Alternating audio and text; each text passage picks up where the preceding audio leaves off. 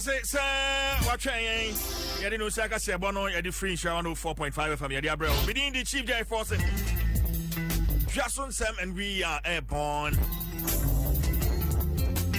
Channel so and Mammy, and Nay me Busome, the Toso, and watch it.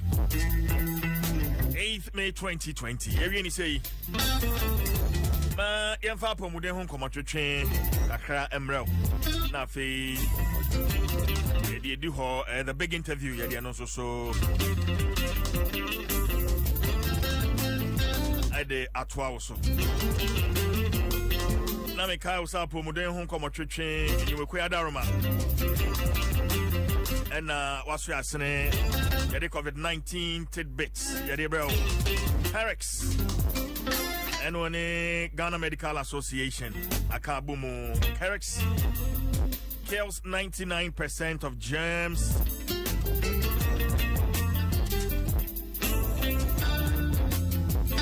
Say yes to life. Afe Dole yogurt. More. I need more. Alive soap. Soap can save your life. Use it. McDan Shipping Company Limited, your total logistics partner. Petrosol, a delightful experience. Holland Life Assurance, we've got you covered. Now, there are moments in life when we all feel unsure, have doubts, or wonder what we need to do next. Take a moment to remember the journey of 1,000 miles starts by taking the first step. Remember, there is no such thing as failure, but rather experiences that you can learn from, that brings you one step closer to what you desire. Start strong, carry on, enjoy the journey with Wawolo. There's a new Nescafe sweet and creamy. It all starts with a Nescafe.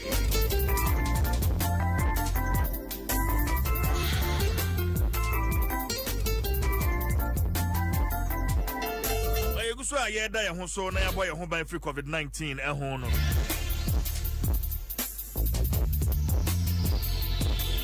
Yenshen so take social distancing seriously.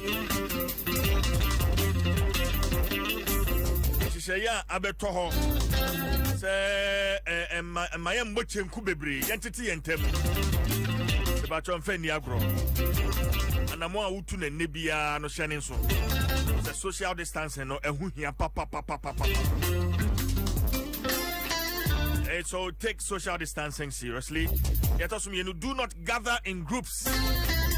And I'm di kaka no my mbobo ye ho ano ekuaku dabi. Se fio so wadwumamu so wodwomu baby a wo bia no hu sa fe mo ya nipa mienu miensa nan a mo gina fa akopɛ ese mani ba mo so na motete montem ahu hia pa. Avoid eating or drinking in public places. Yeah boy ahu ban free ade ho no so it's a lifetime ngasa asesa ane mia na ka utimi kwatena kodidie enom ni nyina no esi etwa so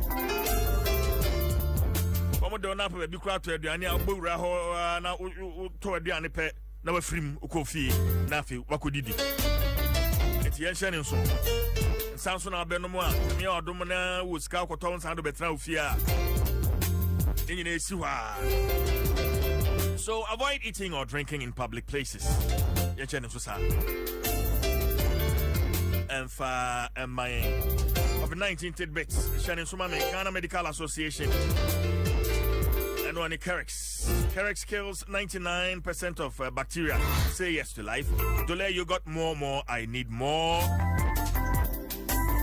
Alive soap. Soap can save your life. Use it. McDan Shipping Company Limited, your total logistics partner. Petrosol, a delightful experience. Holland Life Assurance, we've got you covered. And a Nescafe 3-in-1.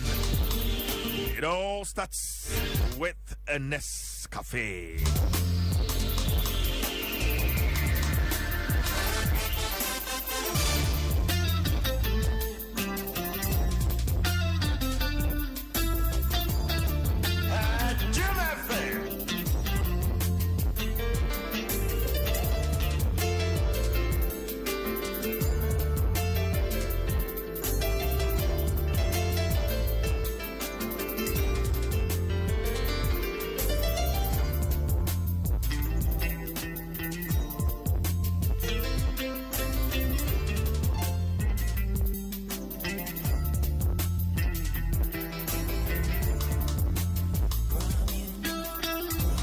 minority in parliament.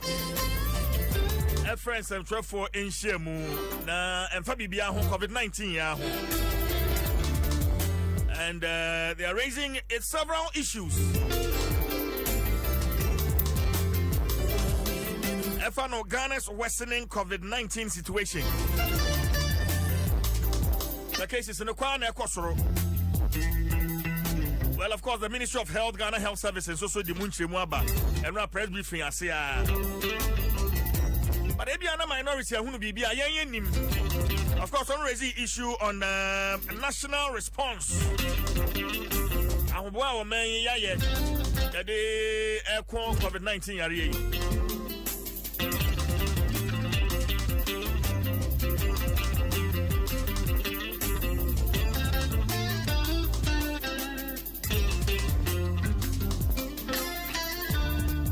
Well, my main cow as a tenra.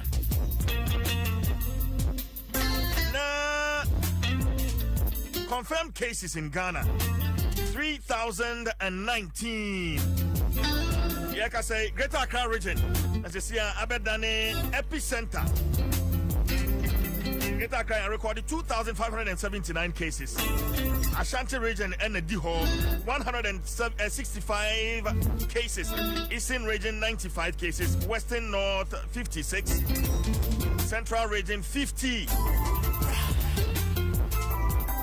There's when the first 5 regions are one more the highest high cases. Young can say.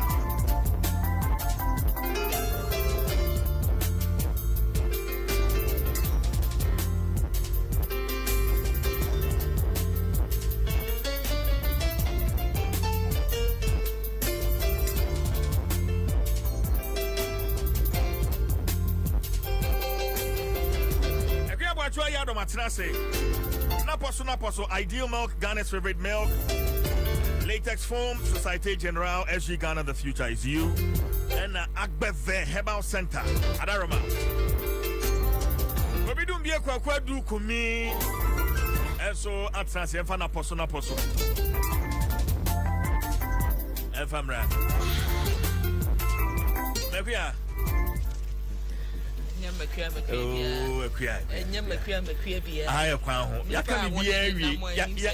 be I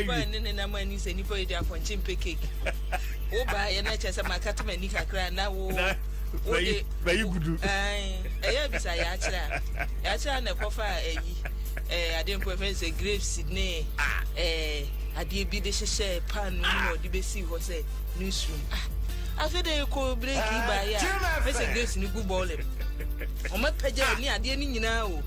Now I'm fair, I'm saying, had him catch us.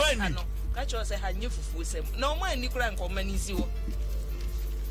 It's a near pizza, some more. And I could quite. I was telling you, Sandy saying, able to so.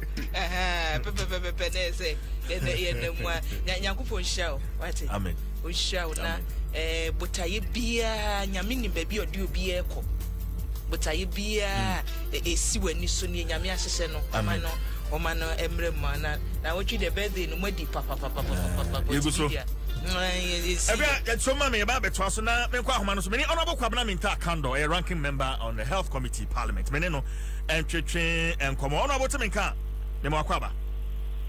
I'm a Joseph. But also, I'm doing what dear.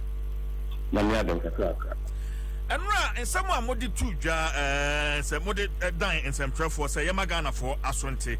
In fact, now to say clearly, no, 2 major issues. Ghana's worsening COVID-19 situation. Now, it's a figure, so no sense to say, baby, yatra 3,000, and now face so national response. Mamma America can train Wadaroma. Did kind of share on what I mean, feedback. Yeah, I'm excited. Make out, I'm not confused because the time will be here, but since we are here. But I can hear you loud and clear on air. No problem. And the thing is, when you are in you are prevention and also your crisis in COVID-19 and core.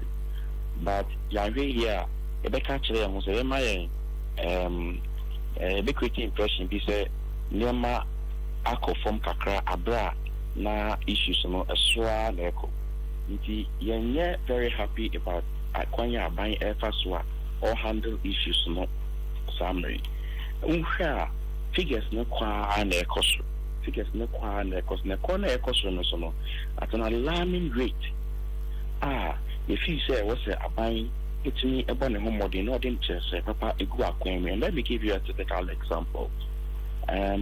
At a time you left a lockdown, no, for example, no. You see, no, your cases, no, except for answer, you can't Western North as I no, you need even one case or Western North.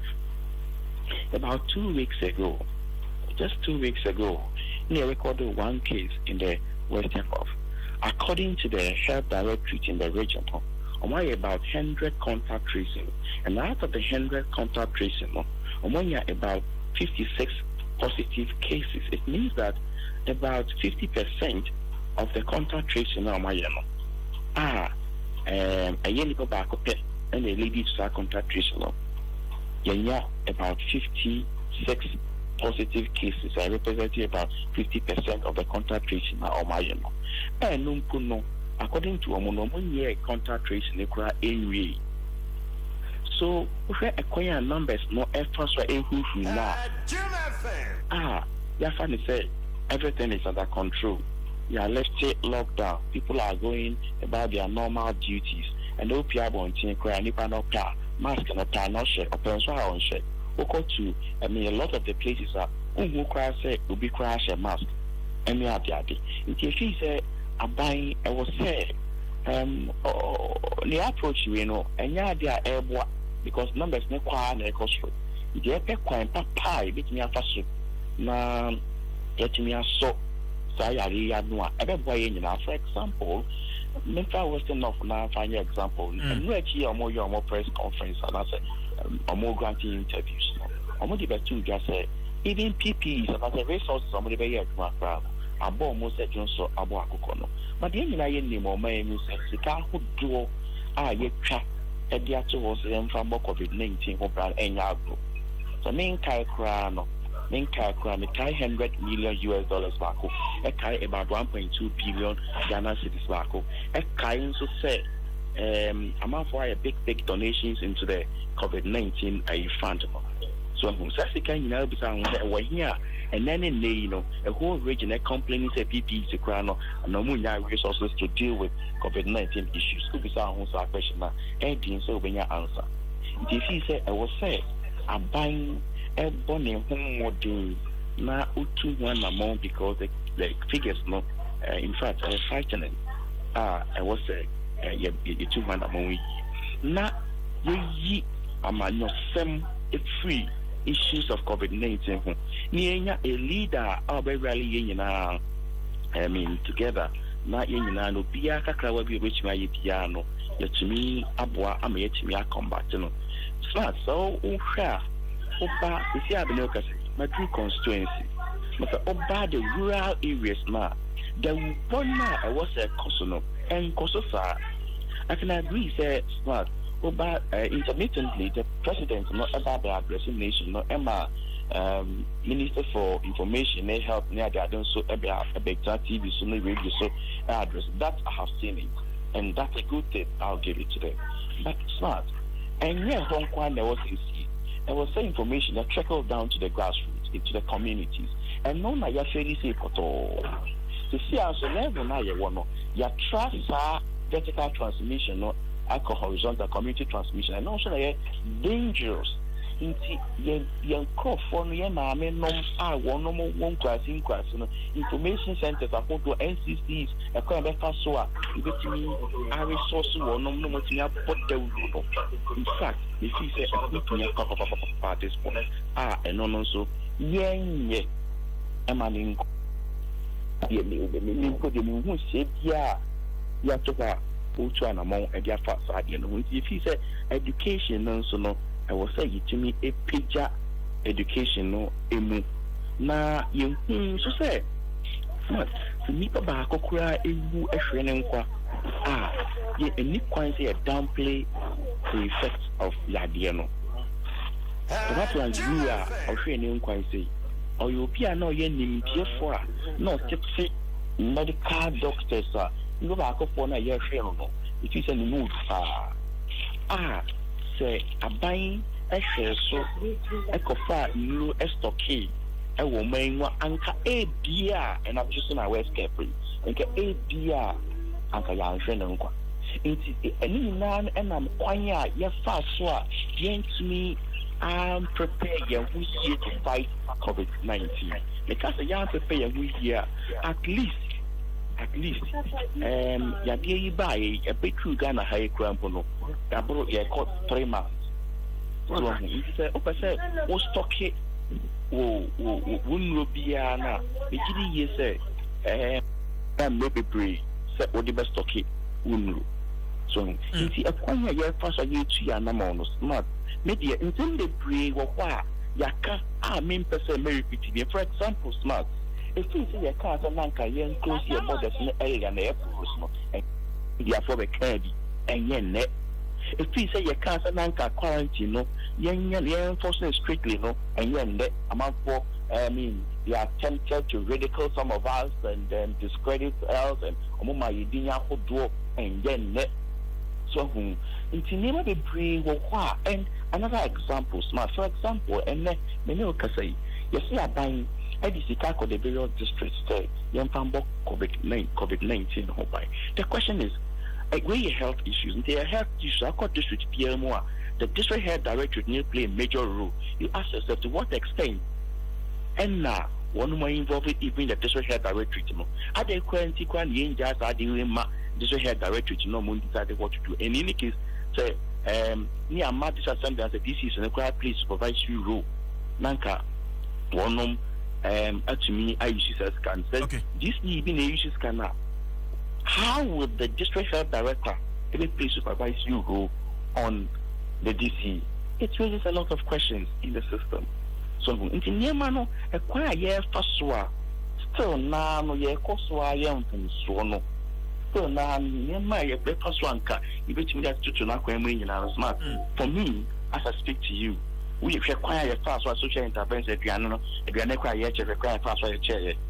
Require your fast even at the point in time a year cast the president more cast the entry fee. Ya let the lockdown a crown, so won't go in the PR on the fee. Now share a whole institution like easy. Now one to an amount so meetings I my copper injunctions I would do a quite other two so now Bible until I be a bang only defend such a position now section. Now share say the whole vice president ethic ya dear I say better to do so far. Now you would realize that I think that it is either said they don't appreciate the magnitude of the crisis we find ourselves in. Honorable, there's no way. Honorable, CJNE, Nantuan Komochuchen. So, more raising a couple of questions. I will release him. Couldn't we have locked down earlier? Couldn't we have closed our borders earlier? And then there's the question of couldn't we have started massive public education in local languages earlier? And then the last question here, couldn't we have developed our own humanitarian response plan earlier? Now, on the figures, Honorable Kwabena Kando, Abino on several occasions, say, who say figures no air costra, Maya Kumentu, Yahun say, then it means rigorous testing is ongoing. And yes, Anette, is that not correct? Okay, see, you're sorry for me. That's all right. That's all right. That's all right. Yeah. That's all right. That's all right. But now, multi time, no, AD in common. Let me remind you, and I believe that you will. These points am I raising? May new on a show, and yet this is not the first time I watch it. True or false? That's right. That's correct. Do you remember some of so-called, and I say so-called because of my vindication at this point, so-called health expert being my main BCI, I catch there on your program say there is a need for everybody to be on mask. And I can't say if you are not treating a patient, you are not supposed to be on mask. Do you remember that conversation? I do. Mia said the MPP for Jim Chemistry, Mr. Rebecca from some health hospital. They brought a health expert on the program. And I took my time to explain why there was a need. So be a better mask. After the time, now the so-called health expert, only say even wearing a mask will play a role in limiting the spread of the virus. True or false? You are my witness. Never. And that's illegal. So these were the issues, and I'm very happy I'm conversing with you. So you see, the story, as you have asked the question, Emra, you can't say into your borders, and you ain't calling a car. So I say, so for paying the Babon team, they can't say, or catch them and paying. And that's also for paying. It's not only also for, he's a medical doctor. The next 2 minutes, but we've been joined by the Deputy Health Minister, Member of Parliament for Lejo Kuku, Honorable Bernard Okoboy, Ewo Ahomansuma, Mema Nakwaba, and Mema Twaso Besi Mami Numami. Honorable, what's in the camera, Akwaba? No, that's it. That's what happened to say. Adom, but there's also here, dear. Oh, no. Good. The charity for Nyano. Omojoso. Honorable Kando, Twaso Mami. Hey, the freshest minister in the system. The freshest minister in the system. He has said you. Yeah, everybody is going to be so.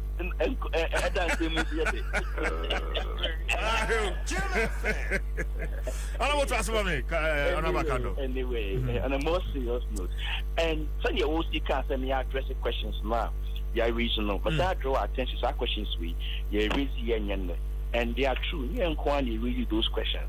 That's what I say. There are a lot of people on my reading our questions say, at least, Tanka, yeah, the quarantine, rules, you're enforcing strictly in Temwa and keep your community spread, you record this and you record, because, sir, Obi, if you approach it, and as if you're manoni, no be remoi. Master won't show borders in the Mumpuna. Master will ensure strict quarantine measures are. Say, if I hear identity at best, and ya dear, obey media movie because Wabano or over quarantine Nipano. So, the MNA as dangerous as it is now. I feel so no. Your borders on me, if he says, Uncle, you're too moon time crack because it's not Emma, yeah, a Maya photo and no chair, no shame in recorded cases near Tanwashin. So, with hope that they be my heart, with hope. Some men also who be my dancers and not the more I can to your borders, your borders, medical cancer, and young quan, you can't. Some are sort of form and form your medical doctors do, Manu to according to a mono, mutual and painful. It's when you know you're near Ma, you feel sanke and jump a cra and keep your bedroom. But of course, say, your bedroom will be the most important thing is a solution. And when they hear me, I say going forward, it looks as if say instead of managing the virus, managing the disease, we seem to be managing information. So we go and call people. I mean, Mumbra to come and manage it. Oh, Mamuya Mushemo. Oh, Mamuya say. Oh, Adiana Krano Nipa 18. And no more. How can you say this? Even Nipa Bako Kra is dangerous. It's as very important as Nipa do everywhere. And see, we should not downplay the meaning when you say you're managing information, no, Sanebaya. I'm out for you, Munshishomo. Can say you're dealing with the issues. You're doing Nankasano.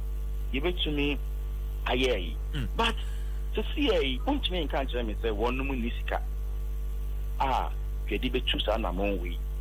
You had better PPs, you had better way, Sunday, as I speak to you now, I'm out for a kicker. Some district health directorates are complaining. Regional health directorates are complaining. Okay. Let's just say, dear we know, any MDs and any MPP, we are all in it together. Okay. They should stop managing the information that flows from COVID-19. No more managing dear Nangasa, because numbers no be air corner. It only makes sense. I'm wrong. Can say you must say numbers in the air cost. Okay. Now it must say a flatten as I get it to it peak. Now flatten say a bar for more. You better relax. You better swimming. I relax in your rooms. Okay. Honorable Kando, so mami na menko colleague Honorable Okoboy ho. Honorable, say I can say your case count. Ghana, you do your peak. No, say madam you.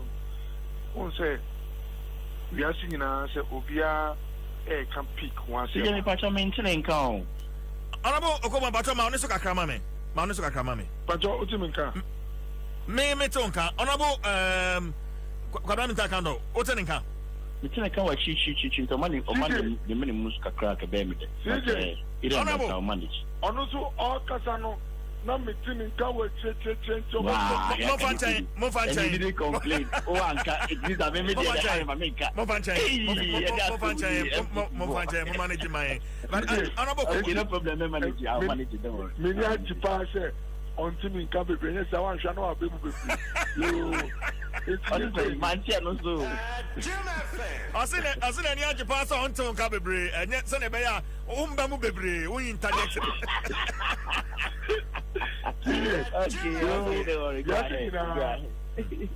Say, yeah, can't pick once a month. Interpretations, people. Okay. And to offer or mind more, Becca say, oh, I'm on him, sir, I'm on him down on bedroom peak. I'm going to say, the one say, Epia, Corona Baum, Epia, 8 weeks. In the first week, I'm recording 1,000 cases. Second week, I'm recording 3,000. Third week, 7,000. Say, Kosura, say, o peak no undru ye, unnim da obedru. But Obe wonu no man aka tell say, madru me peak. E say, wadru ebia, wa recorded the highest number of cases. And I the one who say cases not recorded ever from. And so be doing the peak, and then say on recording new cases pure. But say total all recording in a day and now in a week, you know. Okay, the honorable boy. So now we are recording. We've recorded 3,019 case counts. No, at the same from there 1 week at the same honorable. Good. And the ministry, the Ghana Health Service for the year, and he said, almost far samples now you find, almost data you find, and almost share results. And the infant say 4 weeks ago, samples are now got sign line. I will go to the cases here. No, let's say now 500 samples. 4 weeks ago, and I'm going to say, okay, last 4 weeks, you know, samples, I'm going to test, I'm going to share data, you know. The number of cases every 400 samples, you know, let's say 50. So in that week, you have 50 positive cases.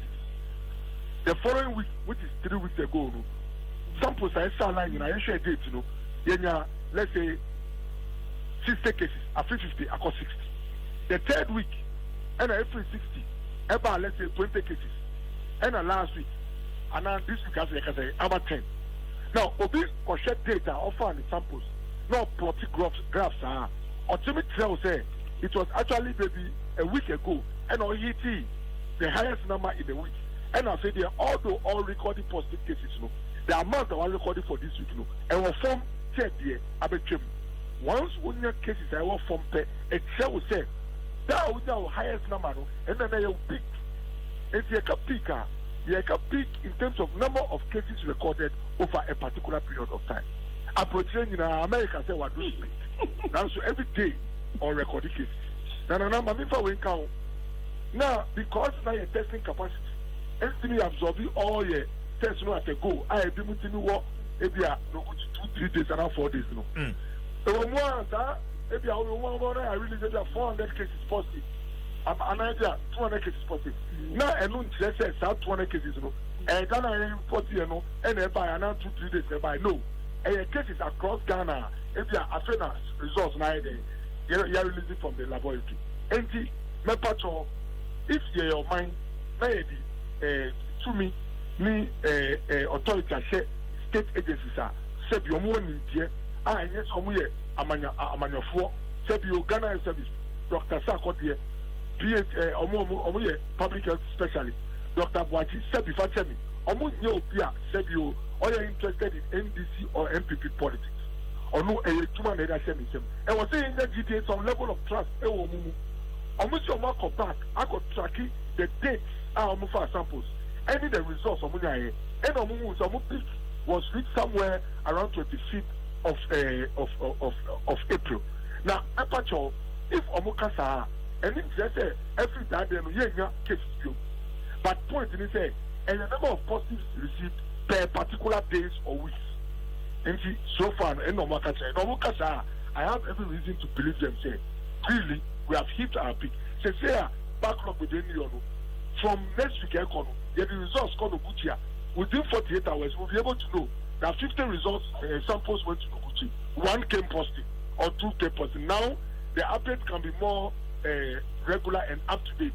na enosu amaye an indication of Sena Niamati. Okay, Honorable Okobai, say I can say backlog saying enawoho. Oh, in fact, the last time Omo press conference, Omo Maeti say as for Nokuchi, the only backlog, yes, clearly backlog. Yes, yes. But KCC and know about 1,900 backlog. And 1,900. 1,000, yes, 1,900. Okay. And almost within 24, maximum 48 hours. No more clear. And today we are just around the 48 hour, or we've gone beyond the 48 hour. So I can infer, say both KCC and Noguchi, our the biggest testing centers. Who's the testing centers? No? Apart from Yenunu, there will be University of Health and Other Sciences, Volta. There will be Kamali. When we know Omo Kolebu, within these few weeks, and because of quickly building capacity. And at least for these two biggest testing centers, I can say as we speak, backlog issue is no more.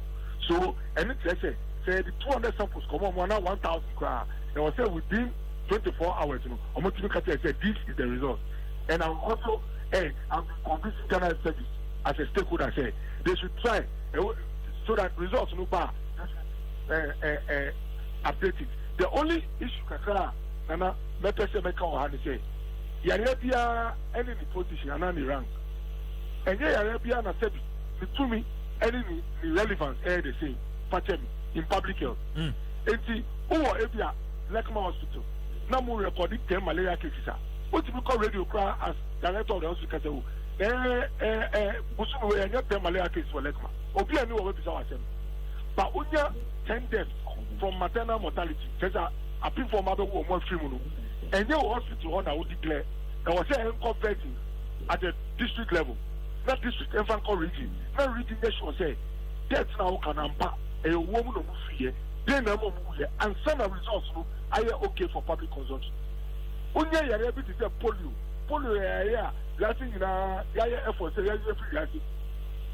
through vaccination.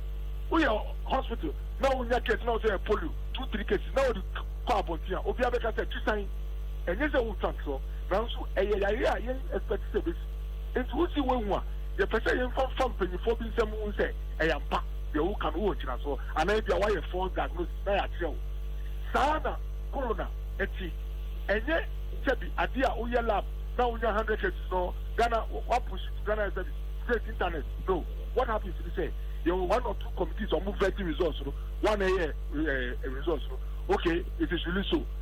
And you better what the man the channel of friends free internet Ghana service website. Send a mistake. I don't know everything. It's not allowed. And yes, our credibility conform. And the patrol, although Minyanka immediately no good to release straight internet data Ghana service. Send anything you found 1 or 2 hands. To confess say it is us as released at the lab. Okay, and published. But honorable data figures I am to Abonteno. How easy is it for independent researchers to understand the rate of spread and the demographics? Honorable. Oh, since and yet too difficult. With samples are pattern. And yet you are normally that's what happens in laboratory practice. You can have almost all of them. That one I check with Professor Ampofu. You can have almost all of them, or most of them being kept, especially the positive cases, for future reference. And look, is it 2015 or 2016? In your case, you were some general. Nandipano Ebola time, Nandipano in free moja. Now, if you say, oh, where is Ebola? If you say, we have Lassa fever. You go on Noguchi. Test in the bio and I say positive for Lassa fever. It's a results look at Center for Disease Control Lab. I must see the Lassa cry negative. And yes, sir. Point that I'm here to say most of the time, samples are over here for future winning. What to me they be too hot so that Otinebinu Obi can say, okay, you confirm me and I anyway for future studies. And it is done across the world. So my point is that there is always a trail. Records so that Otinebi say researcher be any PhD. No person on call into the samples and now person on take a look at the statistics there can be access. So as for that, and yes, the trail will be on what trail lab no over Gamma Mudifamina, they can show the records. And see, we have every reason to believe what. And Fatat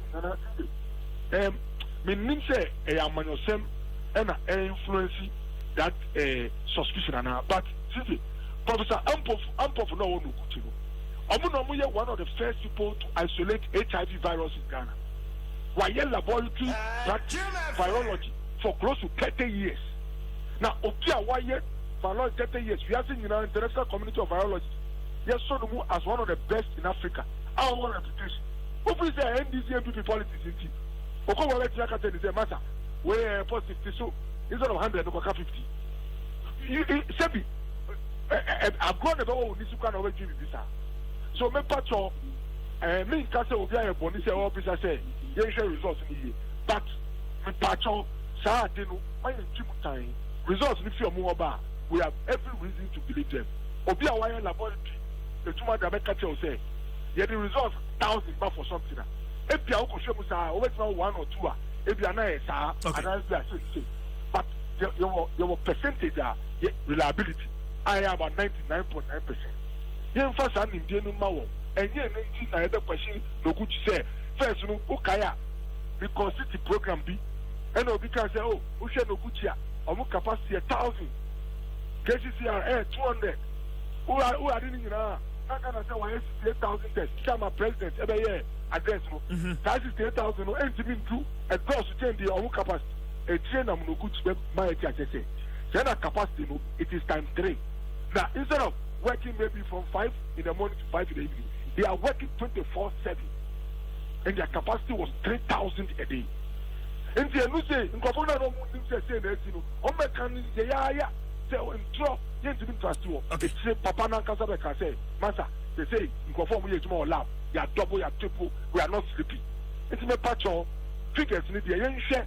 Na interpretation be mano na ide ama obisi okoboy 3,090 then extra me can be as extra na me nsa baku is for the statistics just numbers me tremwa unya corona 2-3 weeks we were not testing negative just we have recovered NTC je we say unya corona now we can man we 3,200 otuna we are negative just once upon a time you were positive, now you are negative.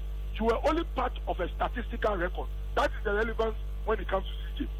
But Obi, apart from being part of the numbers, Onu said Obeyari is the say in and on the profile to the curative relevance. Say there was a show hospital, and I am on group. Now you show because your person will be free. And the corona figures now the crowd is a person will be free. And for curative purpose. Now, Usha Ghana, your mortality as we speak, is 0.5%. Just a pim and your corona, a num and a film. Obviously, a couple and a num, they said also, a ubinqua, Metitum. But Yarepia about Yasida, Yarepia, the percentage, said, Etimi, a young free acid. And your doctors, your father, although you value every life, still, no, you're training the church. There was a share the fatality of a disease. Then what say acquire any attitude are going forward. Now, Osha malaria said every year a cook for Osha pneumonia a cook for Osha even polio a cook for now so Pachemi coronavirus may name for to do a better into the measures. They say I am also a no corner. Ama Opia and Tanidaniama. I am careful, but at the same time, after Pambia, Amayako, back to normal life. Okay. But the third purpose, Maka, the statistical purpose. We know why negative. There's a new Yafa, every chair would call it. Maka, but the curative purpose. The third purpose, the preventive purpose. Numbers when you know, you can shift for no air isolated one because you have to say preventive, say, Yano Tigo Benyabi, Hassan Benyabi, Yempes Omega, that's the preventive purpose. Okay. Now, on my view, all your tests will be sent again and form only positive free population so that prevention would be achieved. Okay. And as we speak in Ghana, the way I hear you go for free some positive isolation and Rama achieve the prevention. Now make that mistake and for free say Ghana, they are recording 3,000 cases in Sebi. And I buy a make that mistake and yes, Ubeka say Germany said the Omudia, Omudia of my failure, just among Communimancy, US, among Communimancy, UK, Ivory Coast, Ivory Coast, Omu cases is also close to 3,000 above. Nigeria, the Nigeria acquired here, on test Hawaii and Ghana put here, on the population is 10 times. There's a test up to Ghana level, one shot, Nigeria bet them 10,000. And to the point I'm making is say, when you take Yanabi to say corona, you don't judge a country by the number of cases that they have now. You might make a mistake. Okay. You have to judge the country by the number of cases they could have been having by now. They could have had if there was no social distancing. All right. No closure of the airport. No, how do you call it? Application of sanitizers. No closure of schools. No closure of churches. We've taken all these measures. The president has led the fight in taking all these measures to ensure our situation will be better. The big thing and Italy. It's because yet they are quite wanting to show more. Now, all right. Uko Italy ni UK ni Yama. Omukacha was a train Uba wana flow. We just happen. We will bet you. I got your senior brother. Now, why am I ranking our health committee? Meeting I said, person on share on criticize the process. But so far, no, a buying Ghana buying Ghana mine kind of account. So far, we've done well in the process. All right. Honorable Kobai, Masamba Hona Fei, ma Bebisa, the issue, raising issues as to why, say, I say, PP is to cry why then, and so Abino are finding it necessary to procure for the electoral commission. Member Hona for responding, but Honorable Kwame Mintakando, have you tried minority? To have an independent research into the data Ghana Health Service put it out. Master, Lady Kai, my main say, and this is my personal opinion.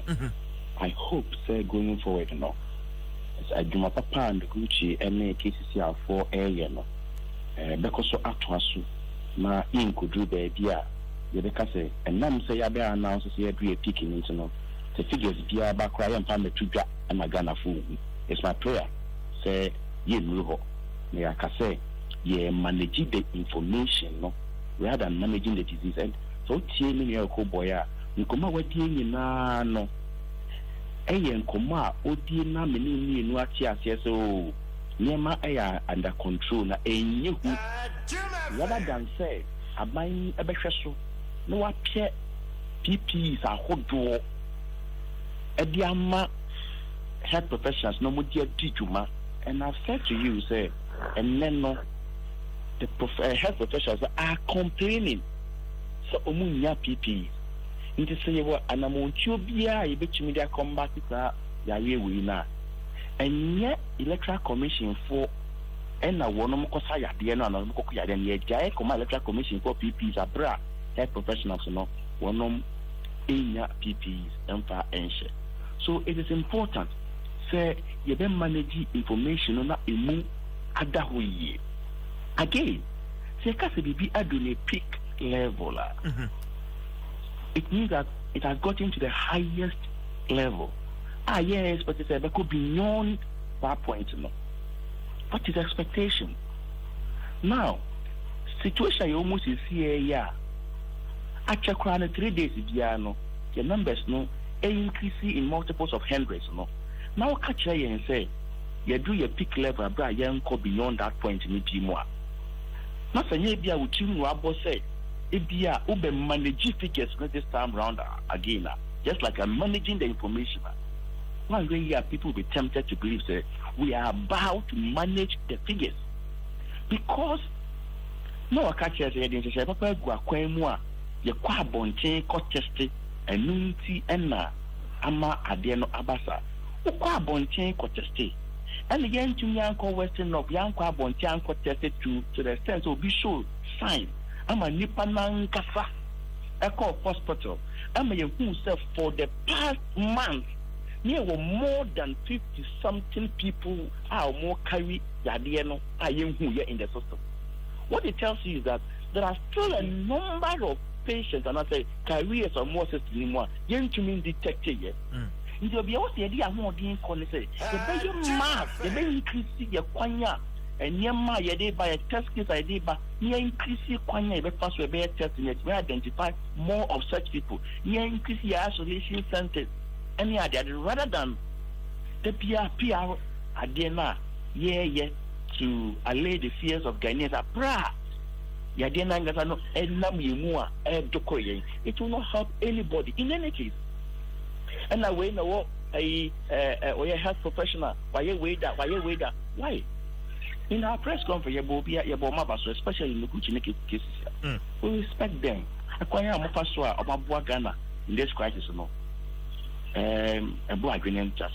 but it doesn't mean that they are beyond criticism and we share criticism it is coming from their own colleagues or more health professionals one Niamanasi. Obi to say Professor Badu Akosa. But you say, on you be our yard training and Amewa. Hello. Honorable Meton Kapa.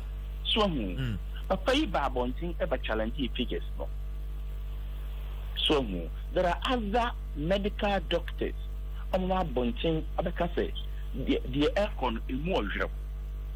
So, intimate me fee say, I will say, one more. And at the point that Okobo and Ankasa will tell you, say, on Ankasa on various platforms, including TV and radio stations, I catch there Ghana phone now say, even the information now be free, Noguchi, any cases here about it goes through some process, some kind of channel because of the management of the information. Information, I'm no more. We have professional matters, and now there's a committee. I was about so the question is raised that why that? I don't think it's me managing information, sir. So it's and yes, Pastor Pam so in a new danger and a year but the way near my economy, the most important thing, I am attention. Very dear Kenyan, it is not the figures that matters, but it is how we will be able to combat that virus now in the it's not about, for example, if you tell me say you do a peak and for the next 1 year every day Sri Lanka for the past 3 years 3 months near recorded 50 cases a day. Okay, going forward example I may cite you going forward you see as what they record 10 cases every day. If we are going to constantly record 10 cases every day for more than 5 months, can you put the figures together and realize how many we are going to record going forward? If that is what Okubo wants us to do, if you get to the peak, it doesn't mean that you are recording cases. The longer it stays, the longer we record less cases, the bigger the number. But what every Ghanaian, and you can say, you basically say, no a free as swako. I bet me a PA, you bet me aquacoye, ye PPR, just like normal. Okay. So you see, I didn't need China and buy. But China, my more. Roma, they are going about their normal. Even Wuhan is not under lockdown any longer. So that is the level we want to get to. It's not a matter of calling the deputy minister who should be in the office working all the time, trying to manage the information, the minister himself managing the information, and all the experts we do is that, meanwhile, we see the numbers and we hear about our neighbors going through some of these things near their yes. There are two very important issues I'm raising on the press conference. Deputy Minister of Information Obere acted to near information. Deputy Minister of Health Obere acted to Honorable Kuboy. It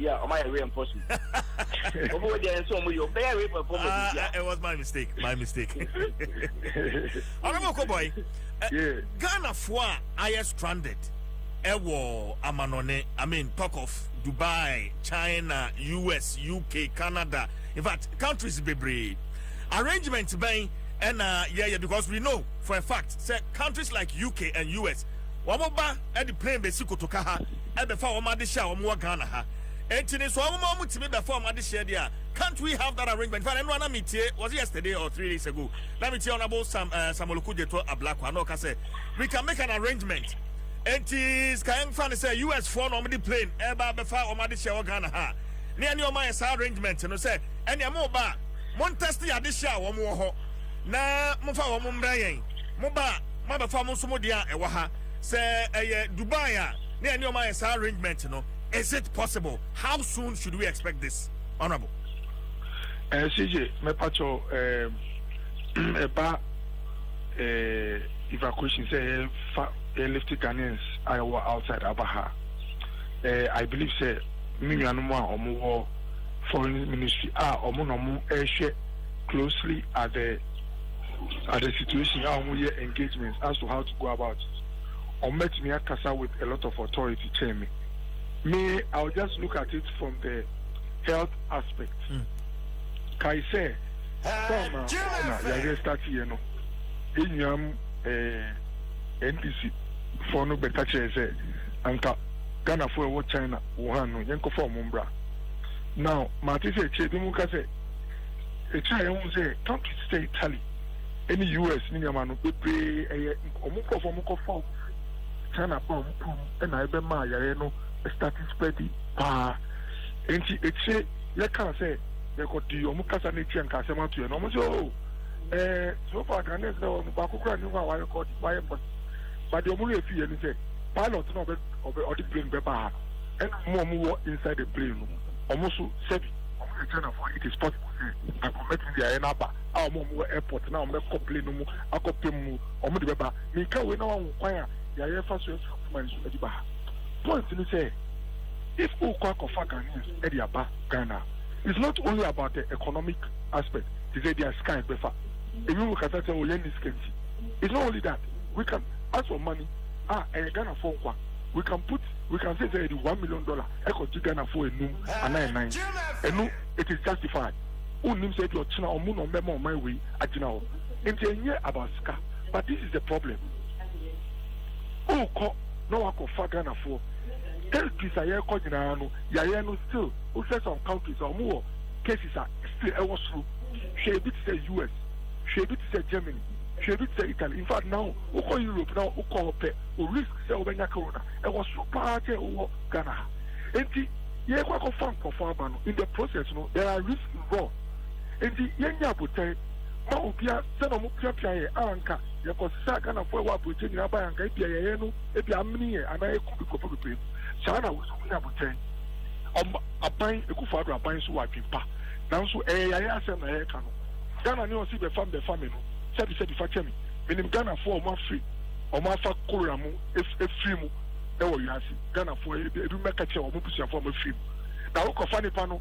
nipa o be pia ponti akọ airport one man tia come na what if o mu ba plane on be ba no na ko 400 and na ko 400 abenya kiss then no start another wave into ye po macho ye be share all the yama no makano but at the end of the day no you better take a decision I bet Ghana for who buying I sure say okay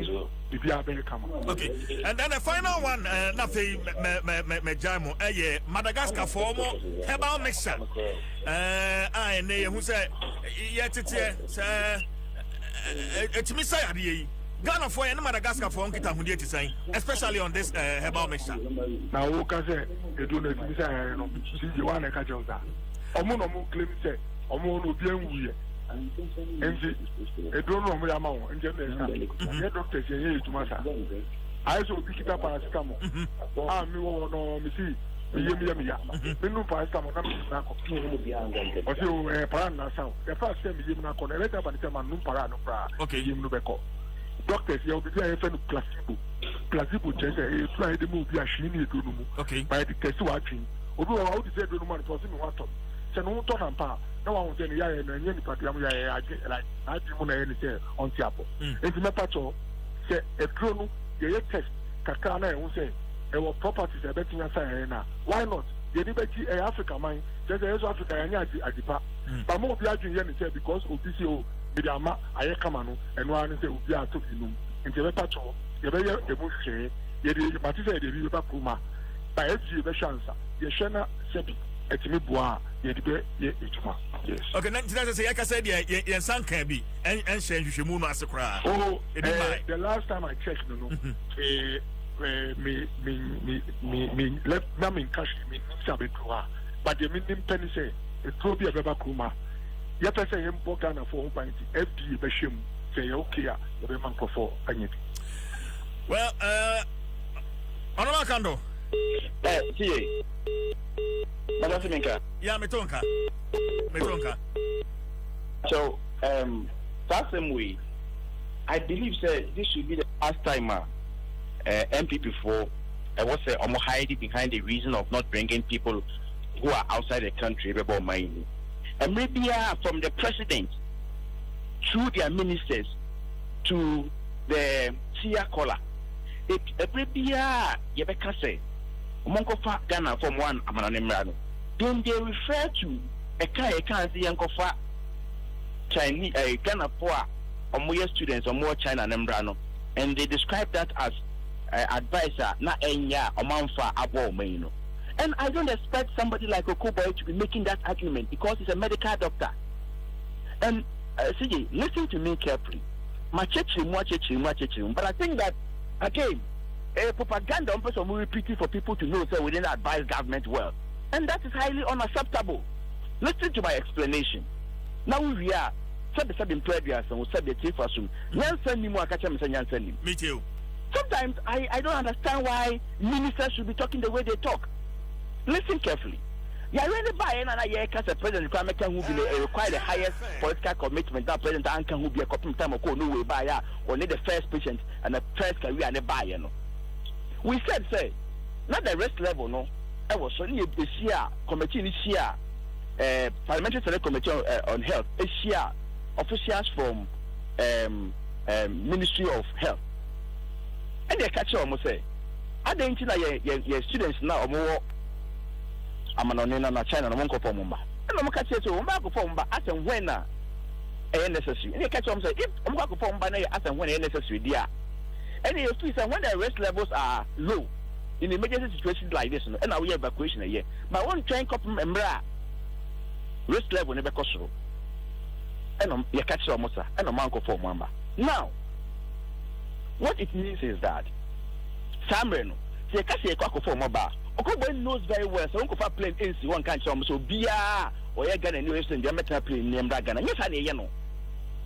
There are protocols in place. Uber screening Obia who say Obia out never be any idea. And so if not for flight, no, not number. Okay. What screening are you know? Granted, said your car in the course of some or mobile in the transit in the car, you can be between a be. Agreed. Because a virus, we transfer the beer, so Kwako Johnson as bisa. Agreed. What it means is that so the Nipani Betu Ghana ha. It's not as though a Nam Nipana Betu Ghana ha, you know. Uber Jai or to integrate into their families. That is not done. Again, Omutu Ghana ha, there are still protocols in place. You have quarantine one ask screening one one more be any money be. And me uncle say, yeah, convince you and say. Students here, they are my baby. They are quarantined for more than 2 weeks. They are tested 1, 2, 3. Obi and Nibi. Until Omon call my family in chain. Or more be no near quarantine or near Hewom. Students now, you can't among conform on Moon do 200. Now, at the same time, I can't say, yeah, Monko for Mona, Okobo catcher said also the good advice. No, not citizens of China. Our money Ghana for, yeah, be a borders, no move. Does that make sense? No move Ghana move. Ghana from there. They had the liberty to enter Ghana and into your bottom. No move Ghana. But Ghana need know what China holiday. What say? Advice in yes about Kofana Baho. But depend on know what China holiday or not to move them. So I mean one can someone say about Boncha catcher and say, as we speak now, oh China as far as the students are concerned. What it means is that how could the person have spread the disease? Nobody said Nipano, so the do Ghana Hampo, no one here at the NB. Let's say a quarantine Nipana. Today, it's not as dangerous as say a big Nipana Amanaco system. Send your jar, the way Nipano free take by any Momodica core system, Nimuno.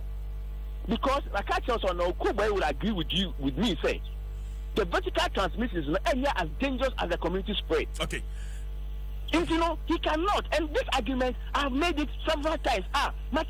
Several times. So there's a political and there's a propaganda reasons they will keep repeating this because anybody who will listen to this argument, you don't even need to be a medical doctor. Thank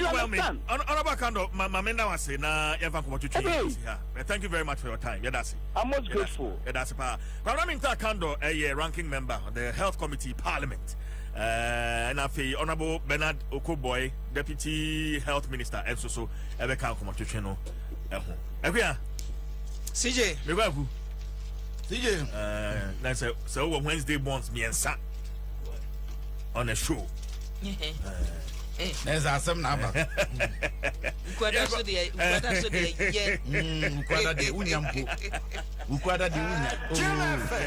Lovely. The Ghanaian Times special here and opina Ghanaian Times and Nimno. Dr. Patrick Kumabwaji, ya wono any director general Ghana Health Service and an infoni edaha. Na panin rankunta yu kobu ye COVID-19 ya niye.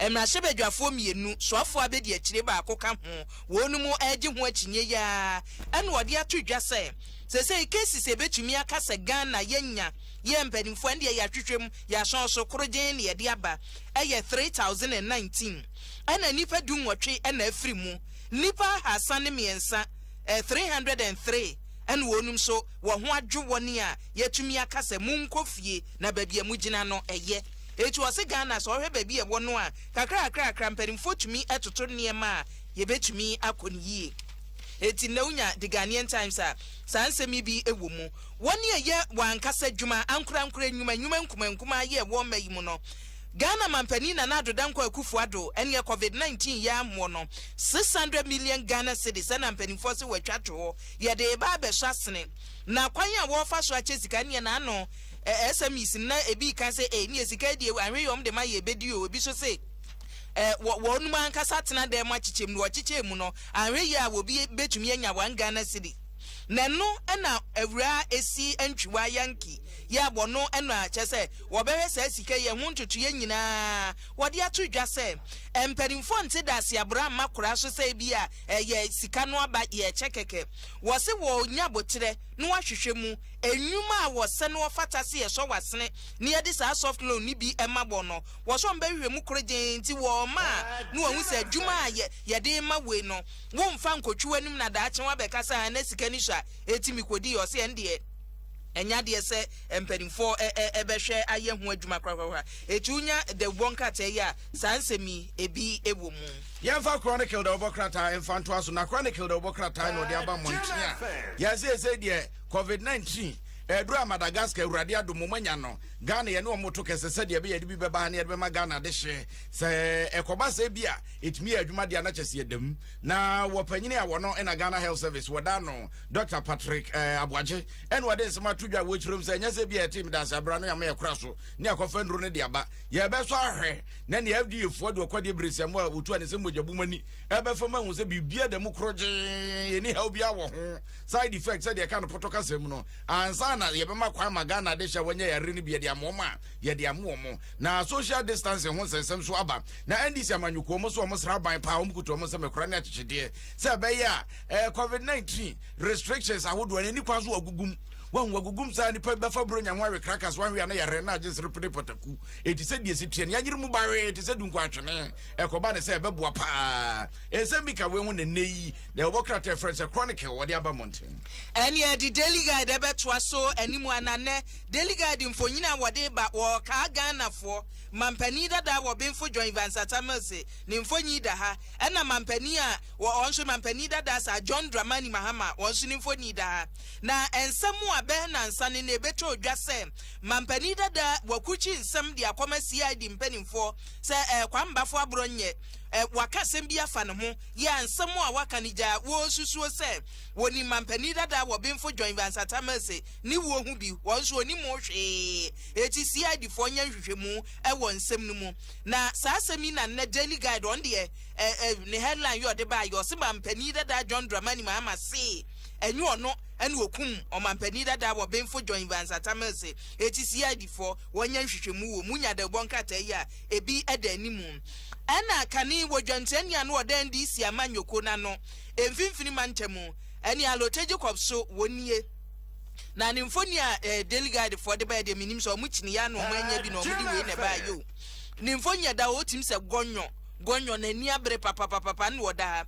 na o se aloteje kopsa na dwen se won kana no ntum andi si amanyoko no nkrata ayo de aba wo mo se yayi no party no wontina nchen na ye be frɛ no committee animpo atoto na no wo se alote so ko ni Facebook page ani anopa kro de bi ato se o se ni Facebook page wo no mo e frɛ no basabasa FM basabasa FM obeka brofo obeka ugu abrofo ni nyina obeka bi wo ho nti da bo basabasa FM obi ase ye na da wo kata ise he wo ase wo pc baby otie no wonye na adwen se he mu de mapia me a metemba bi na emom sa metu agum de metu agum za nti o se alote on fire the bonkata era me can press release as concerned MPPU NDCU to say amoma penifo 48 hours ultimatum so am reinstate alote Jacobs na alote later crowns we be PM say one nye NDC4 na alote no wo agata mzo obi sports for neighbor but ba ku be tell free we na daily graphic the obokrata na ofanyini kwesi furi wana na police fo dwumade e won krankropo mu operations wo hweso na daily graphic ani fonyini da animu a chese wo te maame bi wo ne maame ne tonsuo na wade ne efuru abo na nim kama na mum nose mask wo hyebi na ensema wade abosi no mask no entry where your measures and pen for the go up no society be ya coronavirus you bebubu na pre e wo memma mo no anka so obefa ne kwan back to sender baby ofree by wo besan so akọ no man panyin dada ko fidie weje ko fo na nei wo de atodwa wo se bibi man panyufo ade ba ko ha ye pa e ye kwan ye fo so de bo ye kan sama e ko so magana de she ni wiase mansa nyina da atibi etie ne wo de abeto wo se invest in information dissemination and the obokratai wo de wana shobro fukano ye ka koyen koyenim any time ye adaje everyone me da say obi do bi kwaku enti ya ko no nyabotre minu abema kwaku obi agye boafo sonkoma soafo show main crack on sem so kwadwo ponkroma o ministry of information kwaku obi agye anya kwaku de no edwa we kwaku nyankopon wonhyira no wahu na ne birthday kwaku birthday eti kwaku ya mebon wo hwe kwaku chebi a odi tiger niti a ye nhye chekwa wonya na onsi fom na George was Kinsin Dumevi ono so nchia shonko happy birthday nko first man tell me but am for so ha monda newsroom fo nyina asema mo enra we ya de nemum wo china bi sa wo de ba de ya no ahwe edim enra na se ne nam ya pampam o kwa wa hu sesi o obowe adaka no kwana Mrs. Monica Mponsa who USA who ye former MP Honorable George William Mponsa Esunafo South Sankore who ye ne happy birthday